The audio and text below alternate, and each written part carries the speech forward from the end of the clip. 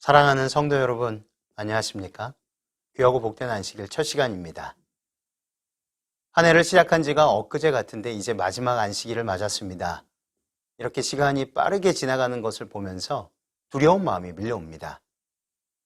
사랑하는 성도 여러분, 우리의 시간들은 우리의 것이 아님을 우리들은 잘 알고 있습니다. 시간이란 언제나 다시는 돌아오지 않는 법입니다. 우리의 지난 인생은 우연이 아니라 우리의 삶의 흔적들의 모음들입니다. 언젠가 하나님 앞에 설 때 계산해야 할 것들이 있기에 더욱 두려운 것입니다. 이 세상에 존재하는 모든 것에는 목적이 있습니다. 기대치가 있습니다. 그 기대들 때문에 땀 흘리고 투자하고 희생합니다. 올 한 해, 이 1년 동안 어떤 열매들을 맺으셨습니까? 하나님 앞에서 어떤 계획으로 또 어떤 결심으로 올 한 해를 시작하셨습니까? 오늘 우리에게 주어진 마지막 회개의 시간은 바로 오늘입니다라는 주제의 말씀을 통하여 올 한 해 계획하고 목표한 것들이 잘 마무리되고 다가올 2021년 신축년 새해에는 예수님의 품성이 우리의 인격으로 나타나는 더욱 성숙한 그리스도인이 되어가길 주님의 이름으로 기도드립니다. 본문의 말씀 누가복음 13장 6절로 9절 보겠습니다.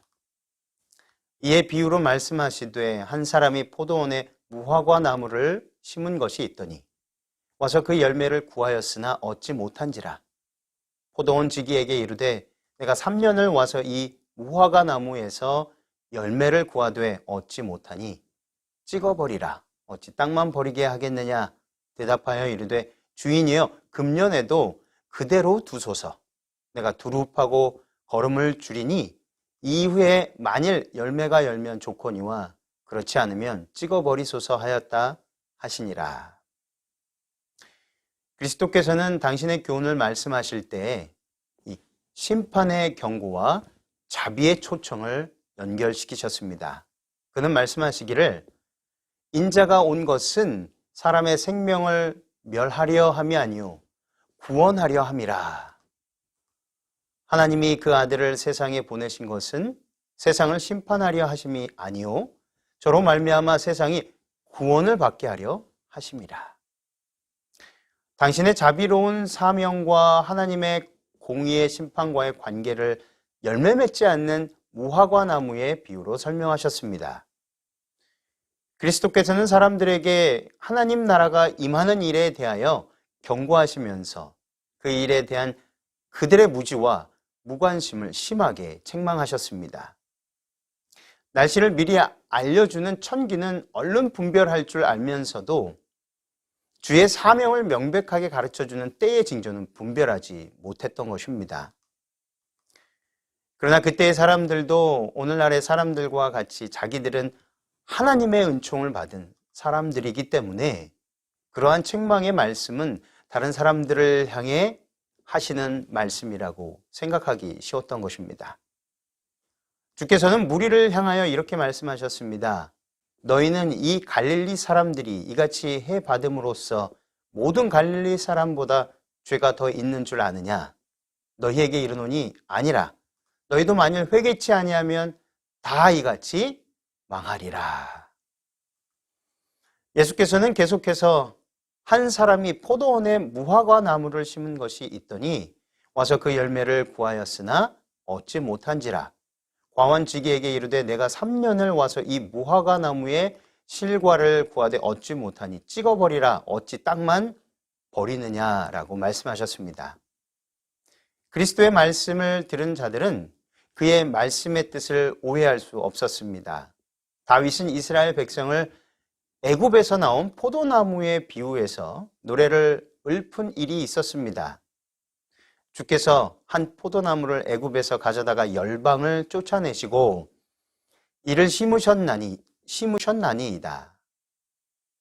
시편 80편 8절 말씀입니다. 이사야는 대저 만군의 여호와의 포도원은 이스라엘 족속이요 그의 기뻐하시는 나무는 유다 사람이라고 이사야 5장 7절에 말했습니다. 구주께서 오셨던 당시의 백성들은 주의 포도원, 즉 당신의 특별한 보호와 이 축복의 울타리 안에 있는 무화과 나무로 대표되었습니다. 당신의 백성에 대한 하나님의 목적과 그들 앞에 놓인 영광스러운 장래의 가능성이 다음과 같이 아름다운 말로 묘사되었습니다. 그들로 의의 나무 곧 여호와의 심으신 바 그 영광을 나타낼 자라. 이사야 61장 3절 말씀입니다. 야곱은 임종시에 성령의 감동을 받아서 자기의 가장 사랑하는 아들에 대하여 아래와 같이 말했습니다. 요셉은 무성한 가지 곧 샘 곁에 무성한 가지라 그 가지가 담을 넘었도다. 그리고 그는 다시 내 아비의 하나님께로 말미암나니 그가 너를 도우실 것이요 전능자로 말미암나니 그가 내게 복을 주실 것이라. 위로 하늘의 복과 아래로 원천의 복과 젖먹이는 복과 태의 복이 리로다. 창세기 49장 22절 그리고 25절 말씀에 이렇게 언급하였습니다. 이와 같이 하나님께서는 이스라엘 백성을 생명수가 솟는 그 샘가에 아름다운 포도나무로 심으셨습니다. 그는 당신의 포도원을 심히 기름진 산에 만드시고 땅을 파서 돌을 제하고 극상품 포도나무를 심으셨습니다.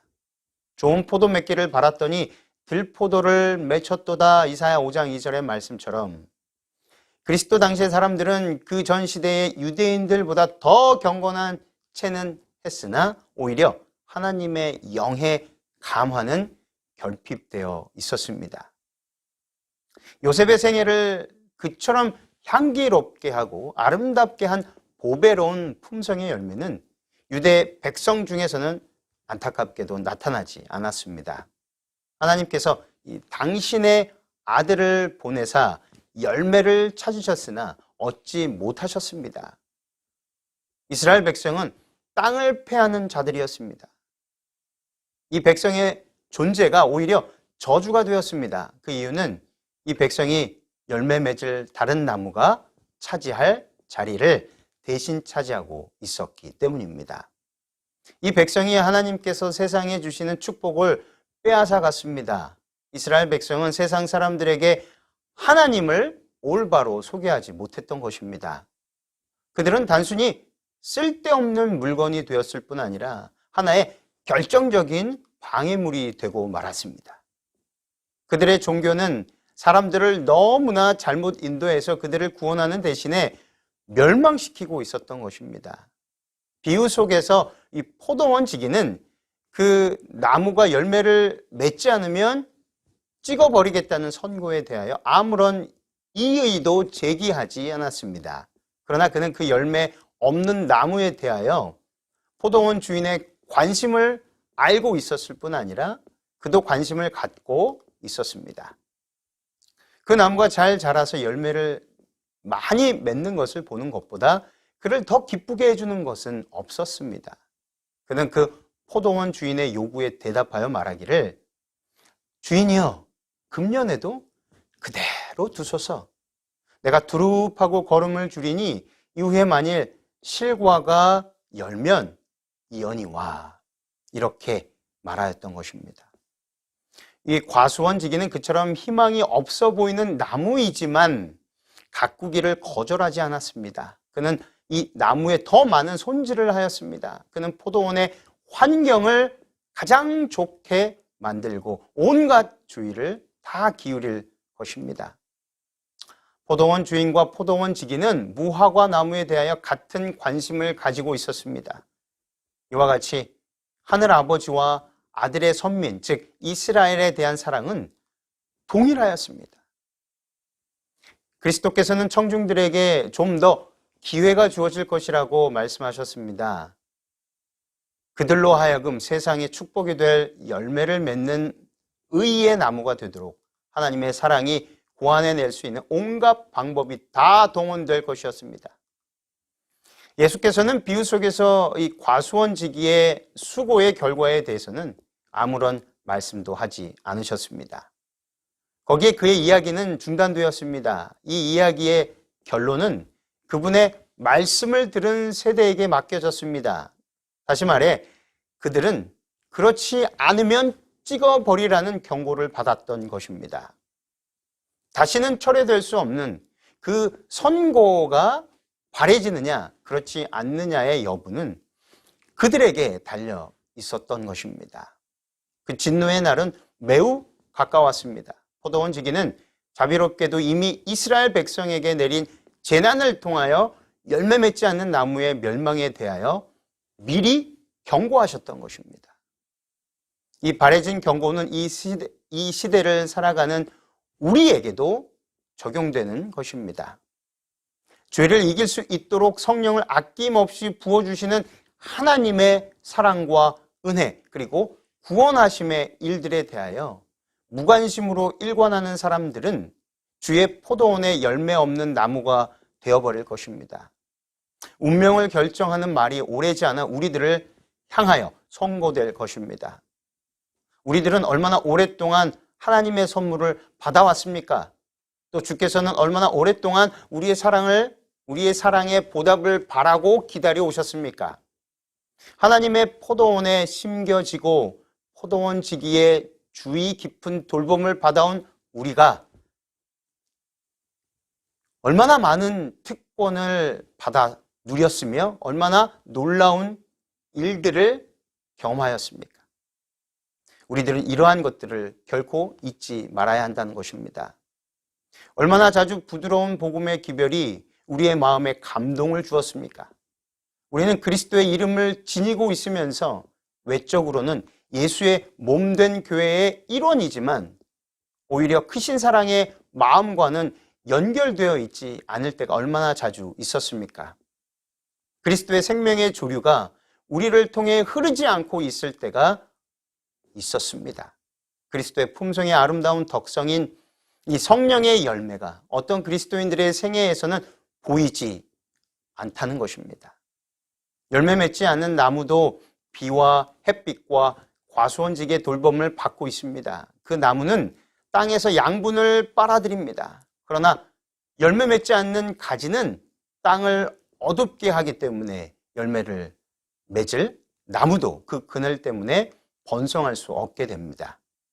이와 같이 우리에게 아낌없이 부어주신 하나님의 선물도 세상에 아무런 축복을 나누어 주지 못할 때가 있다는 것입니다. 우리가 없었다면 응당 다른 사람에게 돌아갈 특권을 우리가 빼앗고 있지는 않은지 우리 자신 안에 있는 저 깊은 내면의 속마음까지 들여다보아야 하는 것입니다. 우리는 아마 희미하게나마 우리가 땅만 못쓰게 하는 자임을 알고 있을지도 모르겠습니다. 그러나 하나님께서는 몹시 자비로우시기 때문에 아직 우리를 찍어버리지 않고 계십니다. 주님께서는 우리를 냉정한 눈으로 보시지 않으십니다. 그분은 무관심하게 우리에게서 돌아서지 아니하시며 우리가 죽도록 내버려 두지도 아니하신다는 사실을 결코 잊지 않게 되시기를 바랍니다. 그분은 우리를 바라보시며 수백 년 전에 이스라엘 백성을 향해 외치셨던 말씀, 곧 에브라임이여 내가 어찌 너를 놓겠느냐, 이스라엘이여 내가 어찌 너를 버리겠느냐, 내가 나의 맹렬한 진노를 바라지 아니하며 내가 다시는 에브라임을 멸하지 아니하리니 이는 내가 사람이 아니요 하나님임이라. 호세아 11장 8절 9절 말씀은 이렇게 외치고 있는 것입니다. 긍휼이 많으신 구주께서는 금년에도 그대로 두소서 내가 두루 파고 걸음을 주겠나이다 라고 우리들을 위하여 대언하시고 계십니다. 이 연장된 은혜의 기간 중에 그칠 줄 모르는 꾸준한 사랑으로 그리스도께서 이스라엘 백성들에게 어떠한 봉사를 하셨는지 생각해 보시기를 간절히 소망합니다. 그분은 십자가상에서 아버지여 저희를 사하여 주옵소서 자기의 하는 것을 알지 못함이니이다 라고 기도하셨습니다. 그분의 승천 후의 복음은 먼저 예루살렘에 전파되었습니다.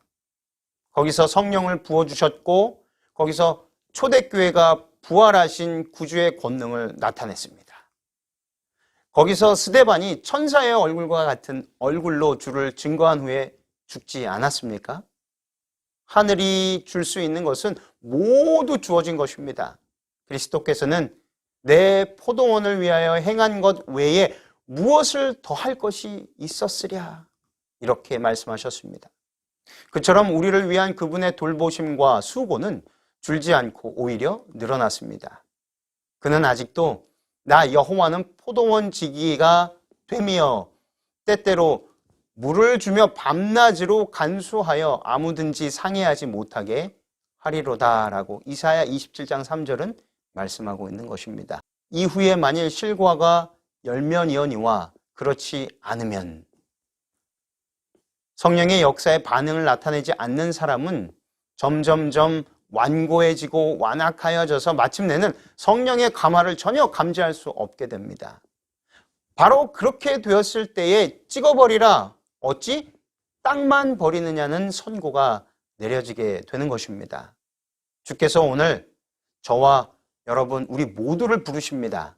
이스라엘아, 내 하나님 여호와께로 돌아오라. 내가 저희의 패역을 고치고 즐거이 저희를 사랑하리니.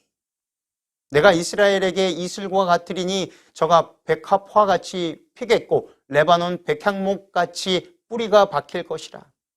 그 그늘 아래 거하는 자가 돌아올지라. 저희는 곡식같이 소성할 것이며 포도나무같이 꽃이 필 것이며 내가 나로 말미암아 열매를 얻으리라. 호세아 14장 1절 8절 말씀입니다. 회개할 기회는 항상 있는 것이 아닙니다.